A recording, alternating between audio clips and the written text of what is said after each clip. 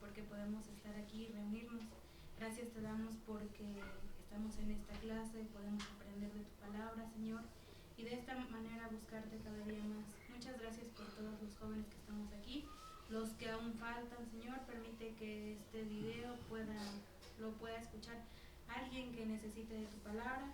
Muchas gracias te damos por la vida de Mario, para que tú lo sigas dirigiendo, y te damos gracias en el nombre de Jesús. Amén. Amén. Muy bien, gracias Areli. Continuamos con nuestro estudio de Hechos. Estamos en Hechos capítulo 11. Aquí está, Hechos capítulo 11, en el cual, recuerden, pasó algo en Cesarea.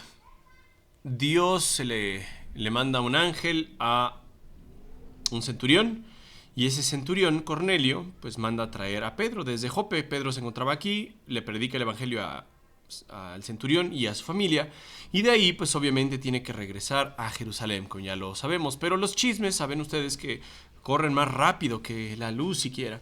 Entonces la gente de Jerusalén se dio cuenta de lo que había pasado en Cesarea, interrogaron a Pedro. Pedro pues les dijo exactamente cómo habían pasado las cosas. Pedro fue muy puntual, solamente que evitó el nombre de Cornelio por alguna razón, no menciona a Cornelio, y a la gente estaba poniendo atención, estaba indignada. Pedro, ¿cómo es posible que hayas hecho esto con los gentiles? ¿No te das cuenta que las tradiciones de los judíos? Y ya empezaron a dar sus shows, hasta que Pedro les dice, pues miren, recibieron el Espíritu Santo al igual que nosotros, y la gente queda feliz. El día de hoy ya el autor, Lucas, se enfoca en un par de hombres.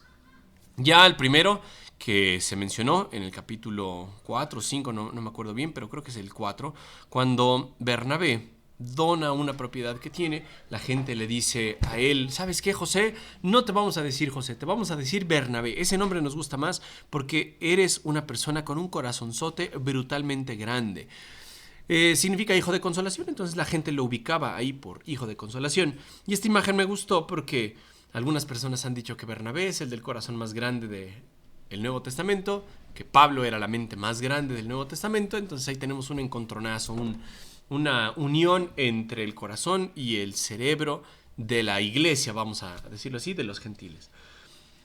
Saulo ya se nos mencionó ahí cuando murió Esteban, ya se nos mencionó como en el capítulo 9 él conoce a Cristo, se le aparece Cristo, conoce a su Salvador, y Dios le dice, vas a ser ahora el apóstol a los gentiles. Solamente que en este momento ellos no estaban juntos. Hoy vamos a ver el relato de cómo estos dos hombres se encuentran nuevamente. Recordemos que cuando Saulo se convierte al cristianismo, Saulo se da cuenta de que él estaba persiguiendo a Cristo. Pues la iglesia no le creía, los ancianos no le creían, los apóstoles no le creían. ¿Y quién fue el que lo tomó para decirles, miren, realmente puedo dar testimonio de que es una persona convertida, una persona transformada, una persona que ama a Dios? ¿Quién fue? Bernabé. Entonces, la Biblia nos dice que Saulo se encontraba aquí en Antioquía. Antioquía, como les decía hoy, probablemente era el lugar del nacimiento de Lucas. La nueva traducción viviente sí nos dice que era esta Antioquía, porque si ustedes alcanzan a ver más al norte, ahí por donde está el número 13, vemos otra Antioquía. Una era de Siria, que es la que vemos en rojo, y la otra era Antioquía de Pisidia.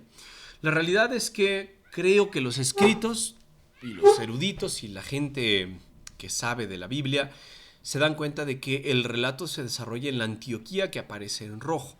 Esta Antioquía, conocida como Antioquía de Siria, era un centro importante para el comercio, era un centro pues, donde pasaban caravanas, donde la gente que venía aquí a Tierra Santa pasaba por Antioquía, y los que iban hacia el norte, hacia las zonas de Galacia, hacia Tarso, hacia otras regiones, pues tenían que pasar. Entonces era una zona que por tierra era muy transitada.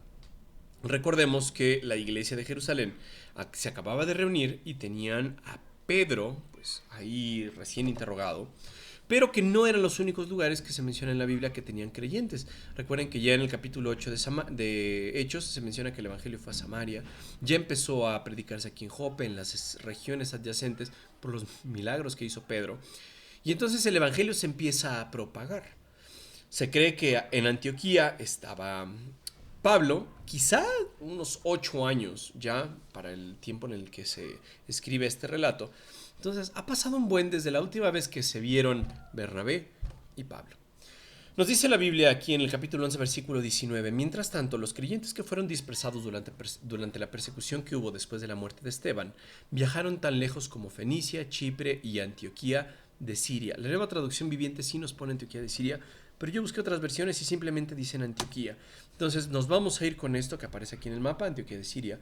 Recordemos que aquí en Jerusalén es donde nace la iglesia, donde los sucesos, que son ciertísimos, como los menciona Lucas, empiezan a darse y empieza la gente a pues propagarse a otras zonas cuando se desató la persecución. Ahí en Hechos capítulo 7 matan a Esteban, en Hechos capítulo 8 nos dice la Biblia que Saulo, respirando ahí odio, queriendo devorar a los cristianos, empieza una persecución barbárica, la gente huye de Jerusalén y se van predicando por diferentes regiones. Aquí se nos menciona algunos sitios, Jope, Gaza, que están aquí en la periferia. Más acá, más hacia el oeste, pueden ustedes ver a Chipre, que aparece en el número 9. Y bueno, tenemos un montón de lugares más a los que el evangelio pudo haberse ido. Nos dice la Biblia que viajaron tan lejos como Fenicia, que queda al occidente de Jerusalén, Chipre, que es la isla que les comentaba, y Antioquía, que está hacia el norte, Antioquía de Siria. ¿Qué es lo que estos creyentes hacían? Predicaban la palabra de Dios, pero solamente a los judíos. ¿Quiénes eran estos creyentes? No sabemos. Probablemente lo único que hacían era predicar el evangelio, pero dijeron únicamente lo vamos a hacer a los judíos. Tenían ese celo tonto, esa costumbre que era un mito, era un tabú. No era algo bíblico, no era algo que les mandaba, por lo que yo entiendo, al pueblo de Israel. Pero lo habían hecho una ley, una tradición, y la gente ya saben que las tradiciones las sigue a lo tonto a veces. Mucha gente entonces empieza a predicar el evangelio, pero solamente lo hicieron los judíos. Sin embargo, el versículo 20 nos dice, algunos de los creyentes que fueron a Antioquía desde Chipre y Cirene les comenzaron a predicar a los gentiles acerca del Señor Jesús. Chipre, como ya dijimos, es una isla que se encuentra en esta zona. Y de aquí suben un poquito más hacia el norte en barco, siguen viajando y llegan hasta Antioquía. Por lo tanto, la iglesia de Antioquía va a empezar a tener un lugar prominente ya en este tiempo. El centro del evangelio había sido Jerusalén, de ahí se dispersó a Samaria. Ya dijimos que Felipe tuvo que ver con eso, luego Pedro con el evangelismo a los gentiles, pero ahorita la iglesia de Antioquía de Siria va a empezar a tener una prioridad incluso sobre la iglesia de Jerusalén, quizá al menos solamente podemos decir en los escritos de Lucas. Puede haber sido una autoridad todavía la iglesia de Jerusalén, como lo vamos a ver más adelante en Hechos 15, la iglesia de Jerusalén escribe cosas que los demás debían obedecer, pero la iglesia de Antioquía empieza a tener un lugar primordial en estos escritos, ¿ok? Sin embargo, algunos de los creyentes que fueron a Antioquía, a esta zona, repito, ya comenzaron a predicar a los gentiles acerca del Señor Jesús. No sabemos quiénes eran. Estas personas empezaron a predicar no solamente a los judíos, sino dijeron, también el evangelio tiene que ser predicado a los gentiles, y empezaron a hacer eso. El resultado fue lo que aparece aquí en el versículo 21. Dice, el poder del Señor estaba con ellos, y un gran número de estos creyentes creyó y se convirtió al Señor. Es algo bien interesante que pues Dios bendijo el ministerio de estas personas. ¿Quiénes eran? ¿Quién sabe? Solamente empezaron a predicar. Y el resultado de esta predicación, ¿cuál fue? Que mucha gente de estos gentiles, muchas personas que no eran creyentes, se volvieron creyentes. Nos dice la Biblia que esto fue obra del Señor Jesús, y nos dice también que se convirtieron al Señor Jesús. Antes que creían, pues obviamente podían creer en sus dioses, podían creer en la naturaleza, podían creer normalmente pues en los ídolos de los griegos, pero esta gente empezó a ver algo diferente en el mensaje que traían estos hermanos creyentes, y dijeron, pues nos vamos a convertir, creemos en el Señor Jesús, en el mismo que nos están predicando ellos, ahora creemos en Él, y nos dice la Biblia que se convirtieron al Señor, que fueron agregados al Señor. Me gusta esa imagen del lenguaje que utiliza Jim Osman, en la cual dice que estas personas fueron agregados al Señor, así como recordemos, en Efesios se nos menciona que somos el cuerpo de Cristo, la esposa de Cristo. Entonces, como si Él fuera la cabeza, nosotros el cuerpo, y estos creyentes se fueron agregando a ese cuerpo, se fueron agregando al Señor. Y todo eso fue obra de estas personas cuando Dios bendijo su trabajo. Cuando la iglesia de Jerusalén se enteró de lo que había pasado, decidieron tomar a un hombre, un varón fiel, un varón bueno. Y nos dice la Biblia, enviaron a Bernabé a Antioquía. Surgen algunas preguntas. Oigan, ¿y por qué deciden enviar a Bernabé? No sabemos, no se nos dice en las escrituras. Lo que sí sabemos es que Bernabé tenía algunas características que en los versículos que vienen pues son algo digno de mencionar, porque no se mencionan de otras personas. Al menos Bernabé tiene algunas cualidades que Lucas decidió redactar, que Lucas dijo, queremos que ocurra. Entonces, cuando la iglesia de Jerusalén se enteró de lo que había pasado, enviaron a Bernabé a Antioquía. Cuando él llegó, Cuando él llegó y vio las pruebas de la bendición de Dios, se llenó de alegría y alentó a los creyentes a que permanecieran fieles al Señor. El resultado de esto fue que la gente empezó a ver las pruebas de la bendición de Dios. Estaban felices cuando llegó Bernabé, y Bernabé lo que hizo fue alentarlos, decirles: oigan, hermanos, necesitamos una cosa, que ustedes sigan fieles al Señor. Quizás se dio cuenta de la necesidad primordial que tenía la iglesia. ¿Cuál era esa necesidad primordial? Seguir fieles al Señor. Entonces se nos dice que Bernabé era el hijo de consolación o hijo de ánimo. Por lo tanto, llegó a hacer lo que le resultaba natural: animar, exhortar a los demás, a decirles: sean fieles, manténganse fieles. ¿Por qué? Porque nos dice aquí este versículo: Bernabé era un hombre bueno. Eso no se dice de otras personas, pero sí se dice de Bernabé, y nos dice la Biblia: lleno del Espíritu Santo y firme en la fe. Imagínense que eso dijeran de nosotros, que es una persona buena, una persona llena del Espíritu Santo, una persona firme en la fe.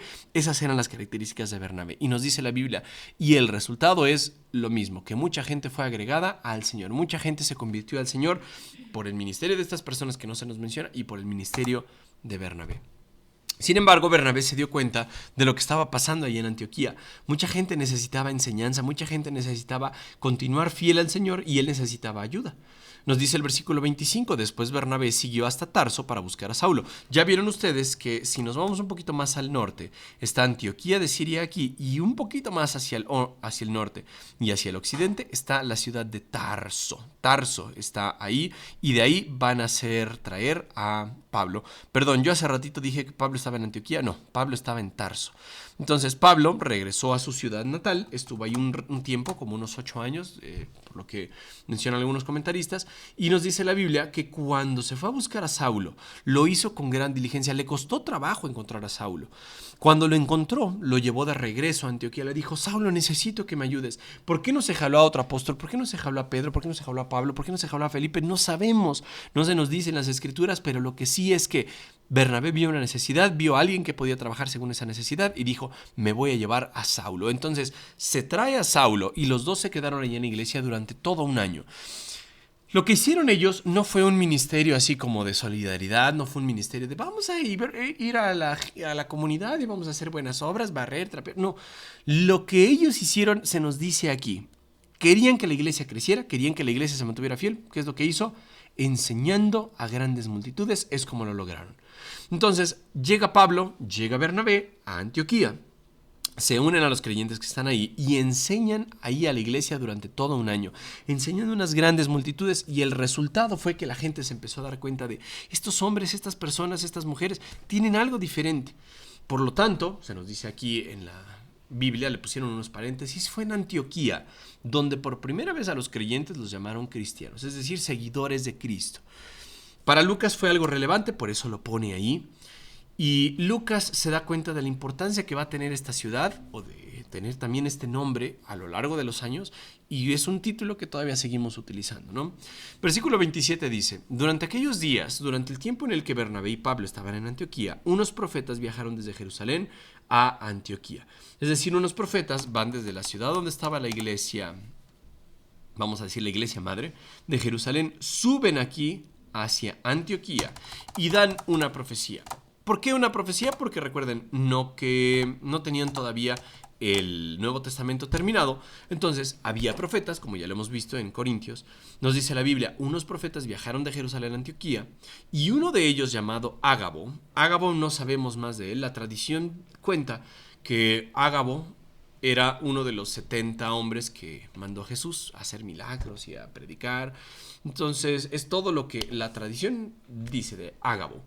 Este hombre llamado Ágabo, que después va a dar otra profecía sobre Pablo, pero ahorita solamente se nos menciona esta, dice: se puso en pie en una de las reuniones y predijo por medio del Espíritu que iba a haber una gran hambre en todo el mundo romano. Lucas escribió esto.